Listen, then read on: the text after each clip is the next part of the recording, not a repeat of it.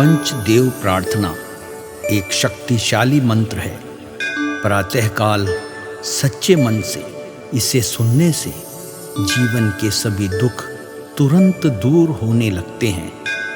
पंचदेव प्रार्थना को प्रतिदिन सुनने से जीवन के असंभव कार्य भी संभव हो जाते हैं। तो आइए सुनते हैं यह पंचदेव प्रार्थना। गजाननं भूतगणादिसेवितं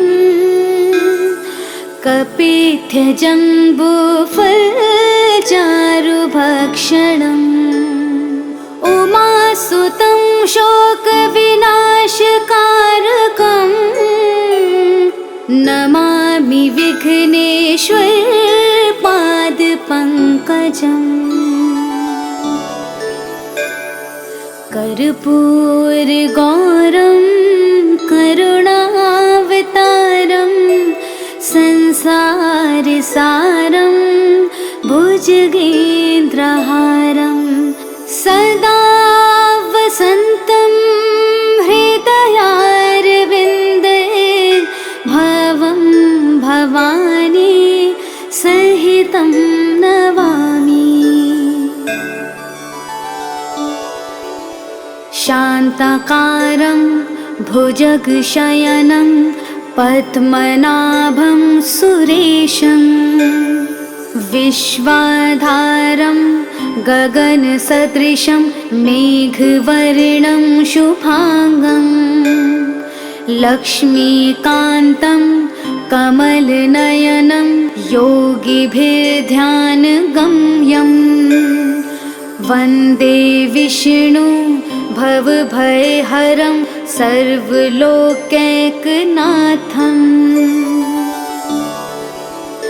नीलाम्बुजश्यामलकोमलाङ्गं सीतासमारोपितवामभागं पाणो महासायकचारुचापं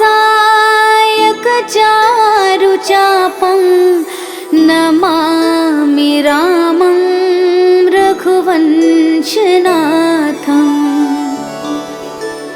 मनोजवं मारुततुल्यवेगं जितेन्द्रियं बुद्धिमतां वरिष्ठं वातात्मजं वानुरयोधमुख्यं श्रीरामदूतं शरणं प्रपद्ये। करारविन्देन पादारविन्दं मुखारविन्दे विनिवेशयन्तं वटस्य पत्रस्य पुटेश्यानं बालं मुकुन्दं मनसा स्मरामि। या देवी सर्वभूतेषु शक्तिरूपेण संस्थिता नमस्तस्यै नमस्तस्यै नमस्तस्यै नमो नमः। नीलाञ्जनासमाभासं रविपुत्रं यमाग्रजं छायामार्तण्डसम्भुतं तं नमामि शनैश्चरम्। गजाननं भूतगणादिसेवितं कपित्थजम्बूफलचारुभक्षणम् उमासुतं शोकविनाशकारकं नमामि विघ्नेश्वरपादपङ्कजम्। कर्पूरगौरं करुणावतारं संसारसारं भुजगेन्द्रहारं सदा वसन्तं हृदयारविन्दे भवं भवानी सहितं नमामि। शान्ताकारं भुजगशयनं पद्मनाभं सुरेशं विश्वाधारं गगनसदृशं मेघवर्णं शुभांगं लक्ष्मीकान्तं कमलनयनं योगिभिर्ध्यानगम्यं वन्दे विष्णु भवभयहरं सर्वलोकैकनाथं।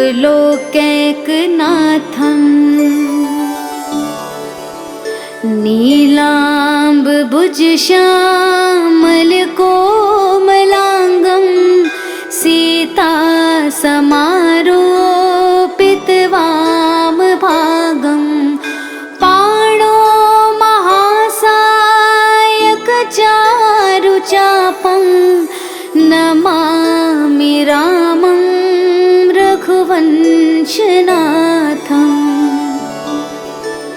मनोजवं मारुततुल्यवेगं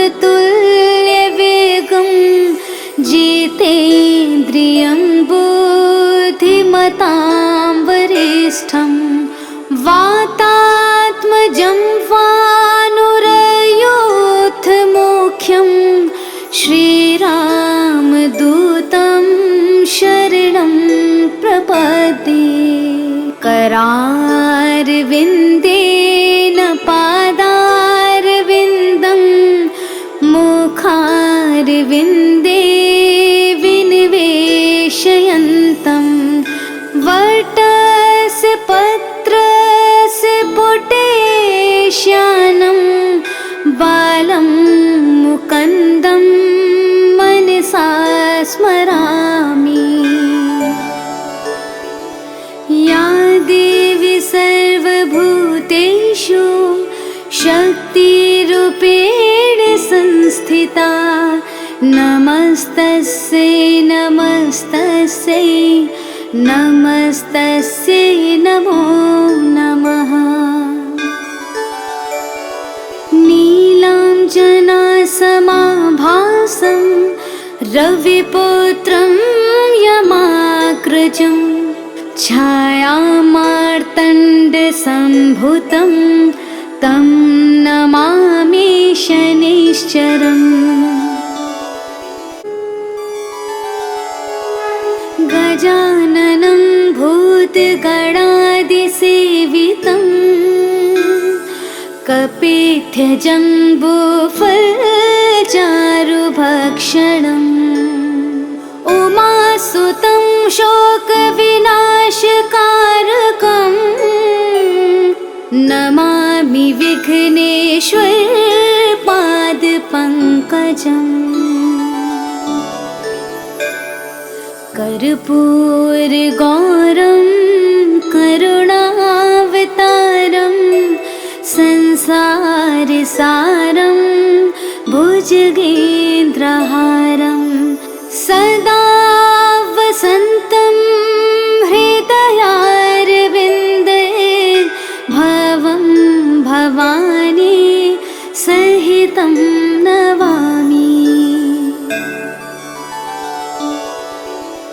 शान्ताकारं भुजगशयनं पद्मनाभं सुरेशं विश्वाधारं गगनसदृशं मेघवर्णं शुभांगं लक्ष्मीकान्तं कमलनयनं योगिभिर्ध्यानगम्यं वन्दे विष्णु भवभयहरं सर्वलोकैकनाथम्। नीलाम्बुजश्यामलकोमलाङ्गं सीतासमारोपितवामभागं पाणो महासायकचारुचापं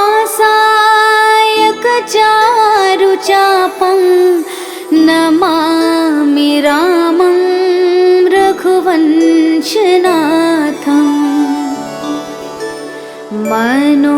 मनोजवं मारुततुल्यवेगं जितेन्द्रियं बुद्धिमतां वरिष्ठं वातात्मजं वानुरयोधमुख्यं श्रीरामदूतं शरणं प्रपद्ये। करारविन्देन पादारविन्दं मुखारविन्दे विनिवेशयन्तं वटस्य पत्रस्य पुटेश्यानं बालं मुकुन्दं मनसा स्मरामि।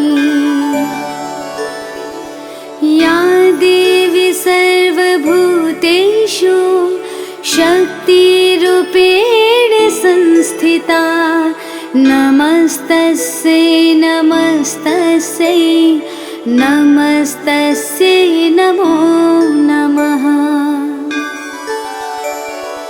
नीलाञ्जनासमाभासं रविपुत्रं यमाग्रजं छायामार्तण्डसम्भुतं तं नमामि शनैश्चरम्।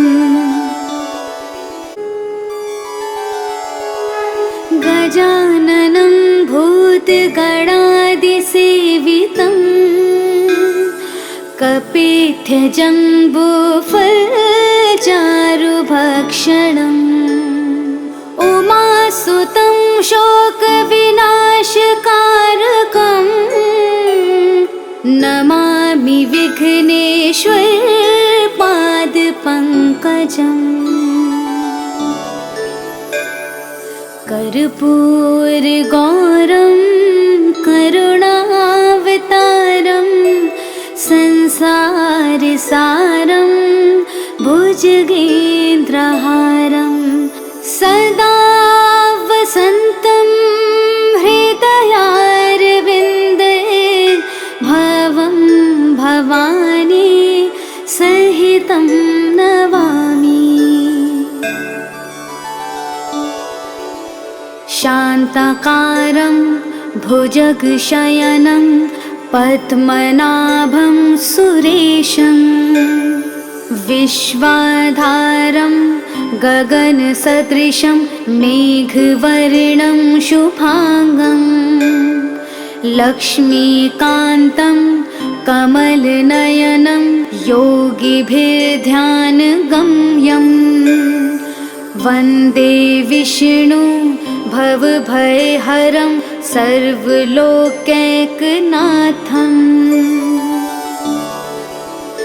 नीलाम्बुजश्यामलकोमलाङ्गं सीतासमारोपितवामभागं पाणो महासायकचारुचापं नमामि रामं रघुवंशनाथम्। मनोजवं मारुततुल्यवेगं जितेन्द्रियं बुद्धिमतां वरिष्ठं वातात्मजं वानुरयोधमुख्यं श्रीरामदूतं शरणं प्रपद्ये। करारविन्देन पादारविन्दं मुखारविन्दे विनिवेशयन्तं वटस्य पत्रस्य पुटेश्यानं बालं मुकुन्दं मनसा स्मरामि। या देवी सर्वभूतेषु शक्तिरूपेण संस्थिता नमस्तस्यै नमस्तस्यै नमस्तस्यै नमो नमः।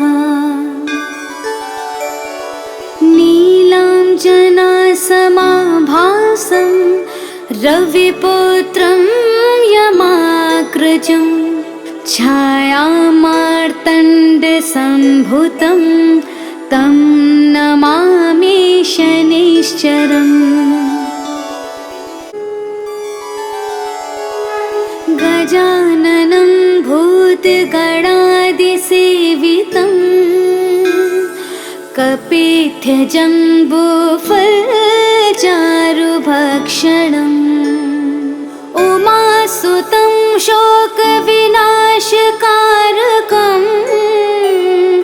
नमामि विघ्नेश्वरपादपङ्कजम्। कर्पूरगौरं करुणावतारं संसारसारं भुजगेन्द्रहारं सदा वसन्तं हृदयारविन्दे भवं भवानी सहितं नमामि। शान्ताकारं भुजगशयनं पद्मनाभं सुरेशं विश्वाधारं गगनसदृशं मेघवर्णं शुभांगं लक्ष्मीकान्तं कमलनयनं योगिभिर्ध्यानगम्यं वन्दे विष्णु भवभयहरं सर्वलोकैकनाथम्।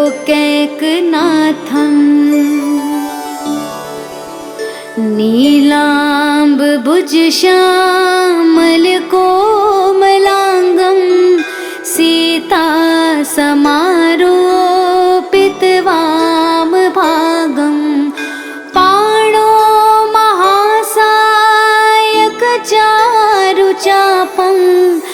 नमामि रामं रघुवंशनाथम्। मनोजवं मारुततुल्यवेगं जितेन्द्रियं बुद्धिमतां वरिष्ठं वातात्मजं वानुरयोधमुख्यं श्रीरामदूतं शरणं प्रपद्ये। करारविन्देन पादारविन्दं मुखारविन्दे विनिवेशयन्तं वटस्य पत्रस्य पुटेश्यानं बालं मुकुन्दं मनसा स्मरामि। या देवी सर्वभूतेषु शक्तिरूपेण संस्थिता नमस्तस्यै नमस्तस्यै नमस्तस्यै नमो नमः। नीलाञ्जनासमाभासं रविपुत्रं यमाग्रजं छायामार्तण्डसम्भुतं तं नमामि शनिश्चरम्। गजाननं भूतगणादिसेवितं कपित्थजम्बूफलचारुभक्षणम् उमासुतं शोकविनाशकारकं नमामि विघ्नेश्वरपादपङ्कजम्। कर्पूरगौरं करुणावतारं संसारसारं भुजगेन्द्रहारं सदा वसन्तं हृदयारविन्दे भवं भवानी सहितं नमामि। शान्ताकारं भुजगशयनं पद्मनाभं सुरेशं विश्वाधारं गगनसदृशं मेघवर्णं शुभांगं लक्ष्मीकान्तं कमलनयनं योगिभिर्ध्यानगम्यं वन्दे विष्णु भवभयहरं सर्वलोकैकनाथम्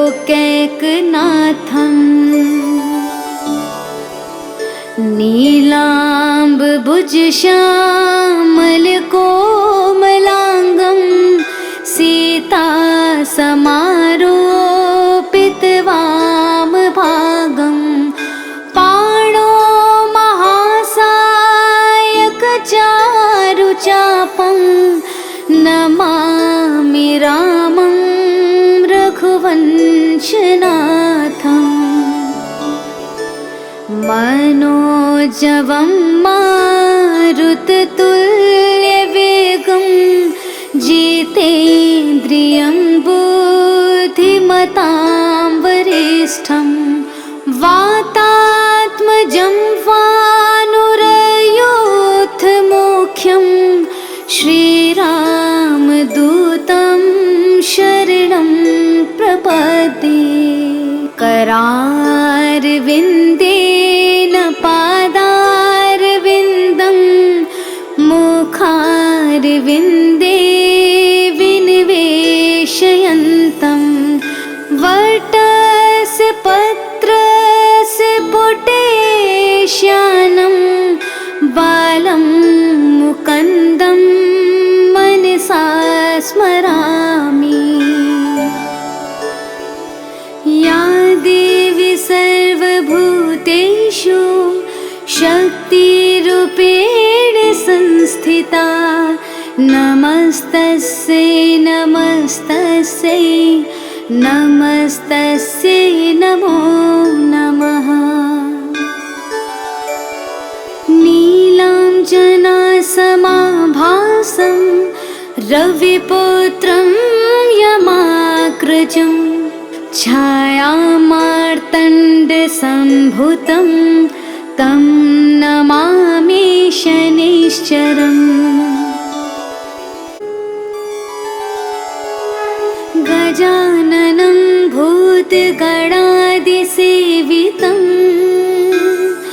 कपित्थजम्बूफलचारुभक्षणम् उमासुतं शोकविनाशकारकं नमामि विघ्नेश्वरपादपङ्कजम्। कर्पूरगौरं करुणावतारं संसारसारं भुजगेन्द्रहारं सदा वसन्तं हृदयारविन्दे भवं भवानी सहितं नमामि। शान्ताकारं भुजगशयनं पद्मनाभं सुरेशं विश्वाधारं गगनसदृशं मेघवर्णं शुभांगं लक्ष्मीकान्तं कमलनयनं योगिभिर्ध्यानगम्यं वन्दे विष्णु भवभयहरं सर्वलोकैकनाथम्